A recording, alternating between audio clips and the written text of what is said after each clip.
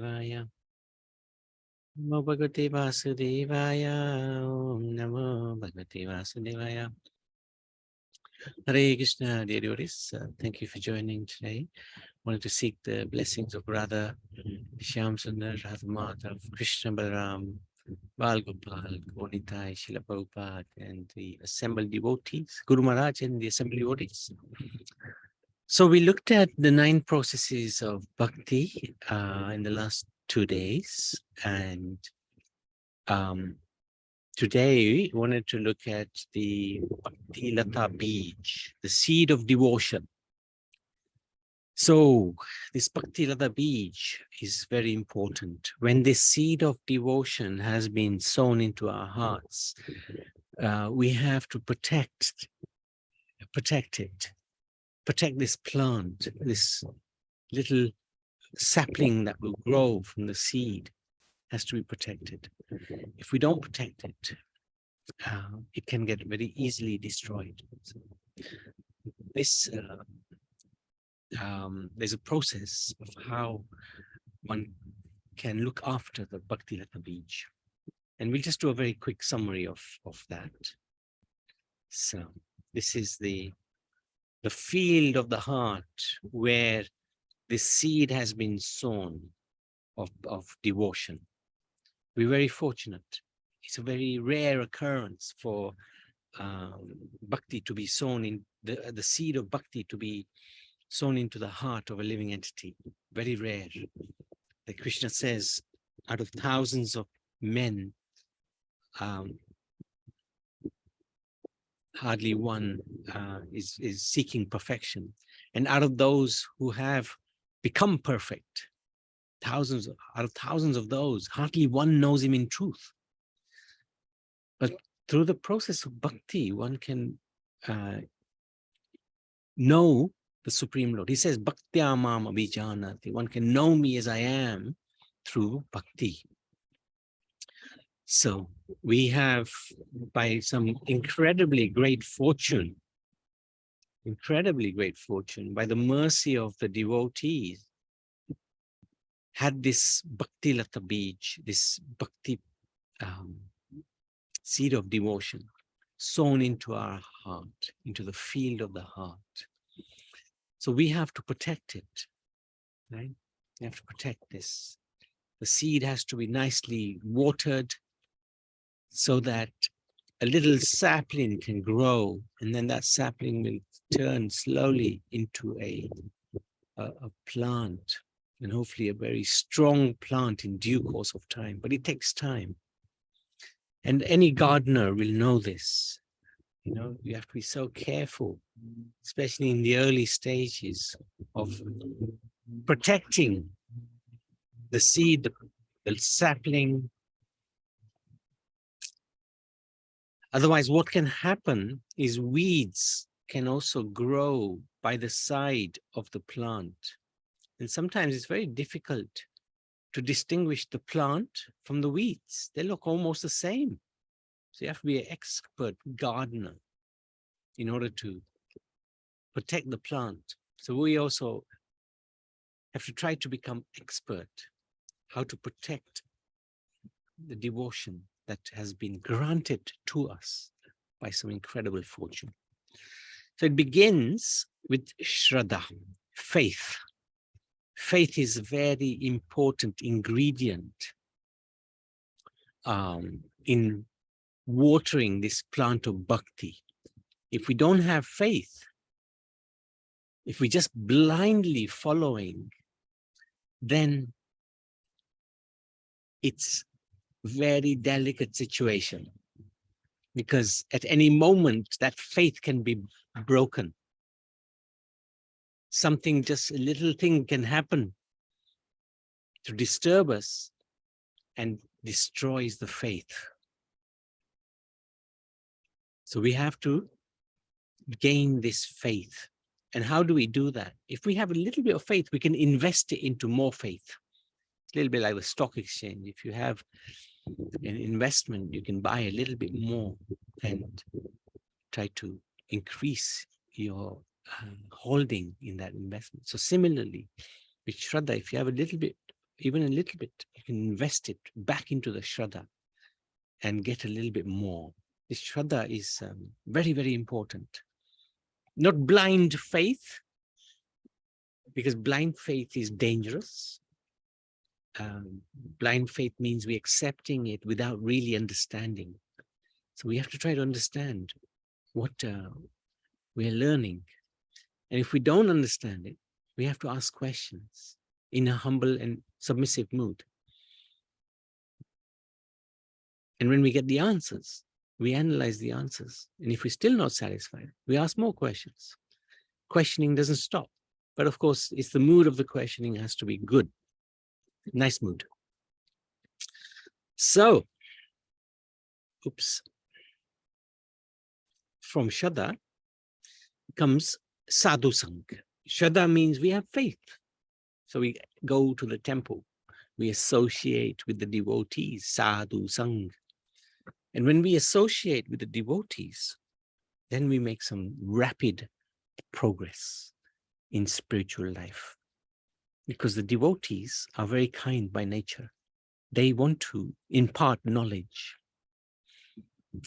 And they also have a great deal of faith. Our Guru Maharaj used to say, if you want to associate with devotees, make sure you associate with strong-minded devotees. So if we associate with strong-minded devotees, that faith will rub off on us as well. If we associate with devotees who are not so strong, it doesn't matter. You don't have to chant today, chant tomorrow. It doesn't matter. You got 10 rounds left, do it tomorrow. It doesn't matter. You don't have to offer your food. Just offer it in your mind. Shri Vishnu, Shri Vishnu, Shri Vishnu. That's it, done. You can dive into the prasad.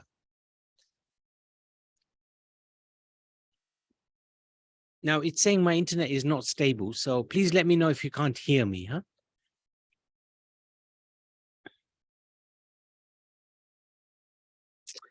Anyway, so it's important to associate with devotees who are fixed in their bhakti, strong. They are unrelenting, undeviated, undisturbed when it comes to performing bhakti. Very important. Yeah, very, very important to do that. So sadhu sang,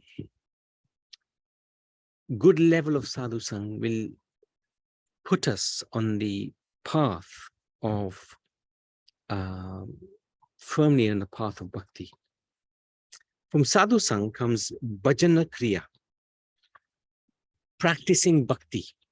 So we wake up early, we chant our rounds, we do our reading, we attend Bhagavatam class, like that. We offer our food, we take only prasad, we follow the 4 rules and regulations. And when we do that, that increases our faith. That also will increase our sadhu sang, because Krishna will send more devotees to help us along the way, because he can see we're sincere. We're following the path. So that is important, to follow the path. Bhajana Kriya. Now, following on from Bhajana Kriya comes Anatha Nivritti, which is sometimes some of our issues come out when we're performing bhakti, some of the negative things which have been within us for life after life after life, they become manifest. And this stage of Anatha Nivritti is the clearing stage. We get rid of the rubbish within our hearts. You know, we like to gossip, we get angry, the lusty desires are there. So this stage, Anatha Nivritti, gives us the opportunity to cleanse our hearts from the unwanted things, the anarthas, unwanted habits. Very important, because this will keep us on the straight path. these obstacles, if we succumb, then we won't progress so quickly onto the next stage. So if we succumb to the obstacles, if we can't deal with the obstacles when they come, because Bhakti Yoga will give us everything we want. And unfortunately, that might even include some material items. And that's when the anartha nivritti really comes into play. The anarthas start playing up. Arrogance, egoism. I am the best devotee. I can preach the best. I can sing the best. Those sort of attitude comes. And that is an obstacle to our bhakti. Then next stage, if we pass through anartha nivritti, is nishtha. Unshakable resolve. If we don't chant our rounds, something's wrong. If we don't chant our rounds, as soon as we wake up and chant, something's wrong. Something's not right in my life. I have to.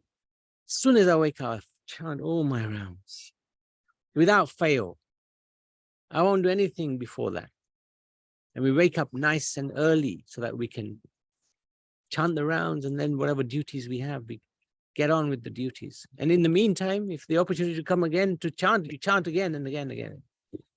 Nishtha, unshakable resolve, full determination. Nothing is going to stop me from performing bhakti yoga. No obstacle will come in my way because of the mercy of the Lord. I am dependent on the mercy of the Lord. And he has said he will protect what I don't have. He will give what I don't have, protect what I have. I've got this devotion and I want it protected. I pray to the Lord, please, please make my resolve unshakable so that I will never stop performing my devotional seva. So once we pass that stage, then we get a taste, ruchi. If I don't chant constantly, I feel very sad, very low. I have to chant. It makes me happy. I get a taste for the bhajan. When I stop chanting, I'm not happy at all. This ruchi is an amazing step to get to, because you can't live without the holy names of the Lord. And if you can't live without the holy names of the Lord, that means the holy names of the Lord won't live without you. It's a reciprocation. Lord will reciprocate the mood. If we want to find an excuse not to chant, the Lord will reciprocate. He'll give us a million excuses. So in the same way, if we can't live without the holy names, the Lord will himself attach himself to us, attach the holy names to us. So ruchi. And the taste is coming from within. It's not from outside. It's coming from within ourselves. It's not that we have to put on our favorite kirtaniya and then we got some taste. No, the taste is there because it's from within. And then the next stage, let's have a look at that, is a shakta. Oopsie.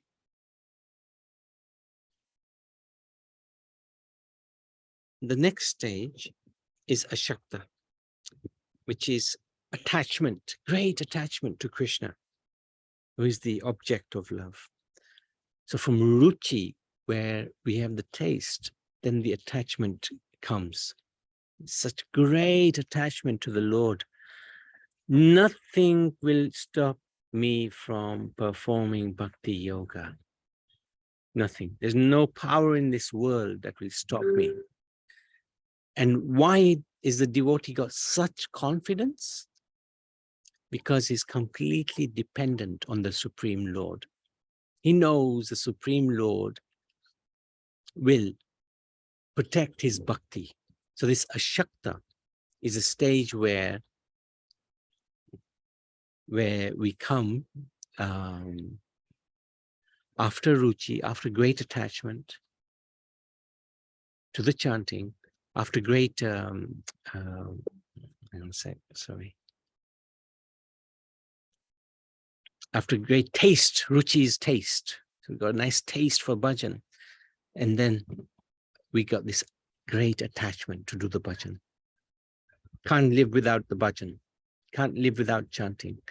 Chanting actually becomes 24 hours a day. That's what a Shakta is. You don't sleep, you just chant. That's at the high level of a Shakta. No sleeping. Even when he's maybe sleeping, like our Guru Maharaj, he might be, you might be thinking he's sleeping, but actually he wasn't sleeping. He was sleeping very, very, very tiny. And even that wasn't really sleep. He was so alert, even whilst he was sleeping. If there was a slight bit of noise, it'll be, what's going on? So very powerful. From Akshakta comes Bhav. Now from Bhav, this stage of Bhav, Bhav is an emotion of great attachment to the Lord.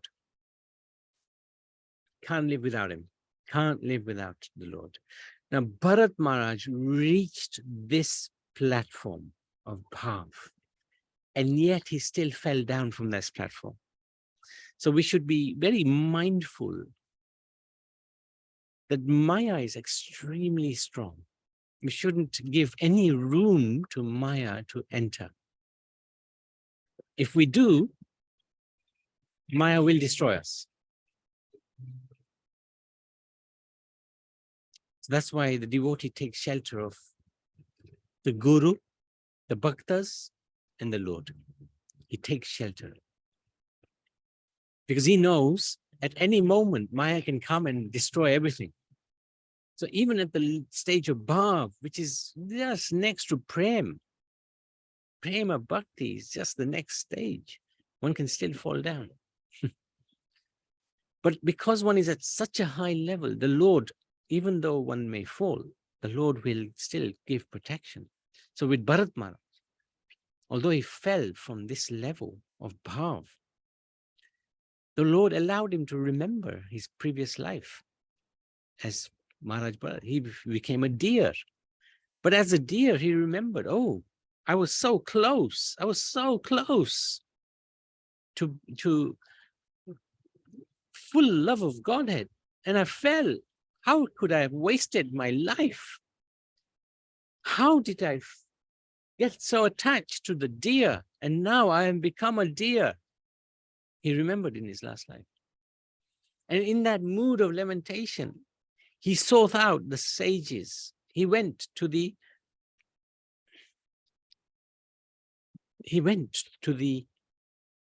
mountains. And he just would remain with he would hear the sages' kathas.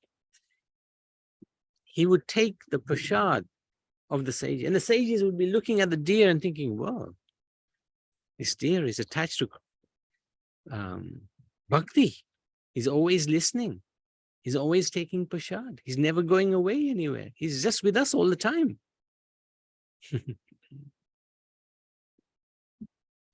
So this was the mercy of the Lord, because Maharaj Bharat had reached a very high level of bhakti. So the Lord allowed him to remember his previous life, his previous mistake. And now the deer resolved, I am not going to deviate from the path of devotion. So he stuck to the sages like glue. Wherever they went, he went. Whatever they did, he tried to emulate. He would take their remnants. And when he died, when the deer died, he became known as, he became a human being. And he was born as Jad Bharat. Now, Jad Bharat remembered his two lives. He remembered the life as a deer, and he remembered the life as Maharaj Bharat. And he realized, this is my opportunity now. I am not going to miss out. I'm going to remain so focused on bhakti, nothing is going to deviate me from that path. Now, Jad Bharat acted deaf and dumb. He had loads of brothers, mother and father. But he decided, I'm not going to become attached to my mother, my father, my siblings. No, I'm just going to act foolish, deaf and dumb. Everybody will ignore me. But within, I am constantly remembering the Lord, constantly thinking of it, constantly attached to the Lord, constantly having this taste for the Lord. And he spent his life like that. Jad Bharat, he acted deaf and dumb, but he was the wisest person on earth. So don't be fooled. Sometimes you may come across somebody who you think is, might be stupid or something. Don't judge. You don't know. They may not be stupid. They may be elevated soul. It's said that until somebody opens their mouth, you don't know what they're like. As soon as they open their mouth, even though they may look very scholarly, if they say something ridiculous, then you can judge from that. Anyway, so Jad Bharat, throughout his life, became completely focused on bhakti. He never let go. And he achieved the fruit of prema bhakti. So just to go back a little bit, we started with the seed, which was sown. And we all have that seed sown within our hearts of bhakti. And primarily that is due to shraddha, faith. So we have a little faith and we have to keep increasing this faith through sadhu sang. Sadhu sang means meeting with devotees, listening to devotees, associating with devotees, following in their footsteps. From sadhu sang comes bhajana kriya. We get engaged in bhajan. We go to the temple, sing bhajans, hear katha, Krishna katha, Vishnu katha, Ram katha. And then sometimes bhakti will give some ego problem. Oh, I'm doing bhakti. I'm such a nice devotee. I'm so great. That is anarthas. Obstacles will come. And the point is anartha nivritti. We want to get rid of those obstacles so that we can move to the next step. Nishtha. We resolve. I am not giving up the path of bhakti. My family is against bhakti, but I am not going to deviate from bhakti. My friends, they mock me when I go to the temple. It doesn't matter. I let them mock me. No problem. Nishtha means resolve. I'm resolved. Unshakable resolve. From the unshakable resolve comes taste. I'm enjoying it. Before it was hard. Too much chanting. Oh, we have to chant 2 hours a day. It's too hard. It's so boring. I got so many things to do. But now, because of bhajana kriya, because of we removed the anarthas in our heart, because we've got this unshakable resolve, we got the taste. It's nice to sing the Lord's names, nice to chant. And as soon as you put the beads down, you think, oh, when will I chant again? I'm looking forward to the time when I would chant again today. That's ruchi. You got the taste. And then ashakta is you become attached to the Lord. You can't live without the chanting. Can't live without chanting. And after ashakta is bhav. A natural emotion comes towards the Lord. Natural emotion. You don't have to do anything externally. Just naturally just gonna serve the Lord. And the next step from bhav is prema. Prema bhakti. Pure love for Krishna. Pure love. This is what we want. From that little seed, we want this fruit of prema bhakti And there are different steps on this path. The blossoming of the Bhakti-Lata Bhij. This has been written by Vishwanath Chakravarti Thakur in his Madhurya Kadambini. And when eventually we come to the stage of Prema Bhakti, we have attained pure love of God. That is the spiritual world. So even within this world, one can attain Prema Bhakti. It's not easy, but it is something that we endeavor for. Every bhakta, every devotee, aim will be to achieve this pure love of God. Prema Bhakti. Prema Bhakti is what we want. And when we pray to the Lord, we don't ask for a Ferrari or a house or a wife. We ask for Prema Bhakti. Please, my dear Lord, install this love of Godhead in my heart so that I can, without any doubt in my mind, with full attachment, be completely absorbed in devotion to you. Please, please, please, please, please, beg, beg, beg, beg. Cry, cry, cry for this. This is something we have to cry for. Only by buckets of tears will this Prema Bhakti be granted, because the Lord will not grant this so easily. Because through this Prema Bhakti, the Lord becomes under the control of the devotee, and the Lord will not give himself to a devotee unless he trusts that devotee. 100% trust of that devotee. So this is why we have to pray sincerely, with tears, with affection, emotion. My dear Lord, I can't live without you. There is nothing in this world if it's not with you. That mood, even we may not fully appreciate that mood. We may not even mean it. Doesn't matter. Just say it. Eventually, we say it enough times, we'll believe it. We will ingrain it into our life.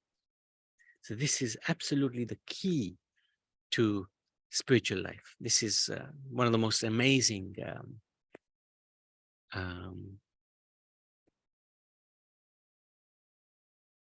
paths shown by the previous acharyas, how to attain this Prema Bhakti through this Bhakti-Lata Bhij, the process, how to eliminate the bad things within our heart and improve our Shraddha, improve our association, get taste for the Supreme Lord, get rid of our bad habits, become attached to the Lord, have this great emotional connection with the Lord. Anything we want to discuss, we discuss it with the Lord. What shall I do in this situation, my dear Lord? Please guide me. You are my only guide. And ultimately that will take us to Prema. That's what we all should desire. And the easiest way to do that is by following the orders of the spiritual master. The spiritual master will give primary orders. He'll give secondary orders. We should understand what are the primary orders that my spiritual master wants me to fulfill.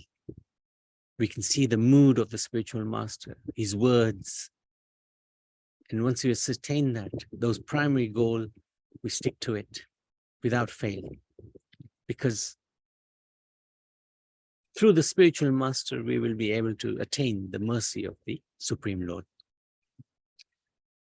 So I wanted to stop there and ask if there's any comments, any questions.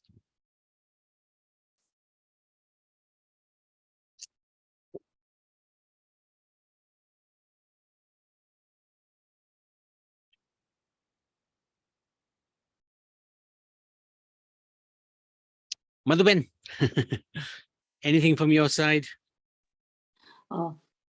I just, listening because of I came late. So Yes, no problem. I'm not 100% what you said. So Mhm. I'll I share need, the link for the YouTube. See if that yeah, makes sense. But this is such a yeah, amazing topic, really amazing topic. yeah, yeah. It's interesting. Second thing, Prabhuji, when my daughter was going to send the charity money, Oh, bank said name. They don't tell name. no, Tell it doesn't. the Yeah, it doesn't matter. It always says that. Just carry on, and it's a business account. Oh, okay. So Just my say that. daughter say you say if you want you send first £1 and then you just No. if they, As long as the okay, account detail is right, account number is right, it'll be fine. It always says that. okay. Metro Bank has this problem. Oh, okay, yeah, okay. Thanks. Thank you for that. Thank you for helping us out. No. Second question. Last night I was thinking, what more activities from temple? Just this lecture, Hmm. then any other activities?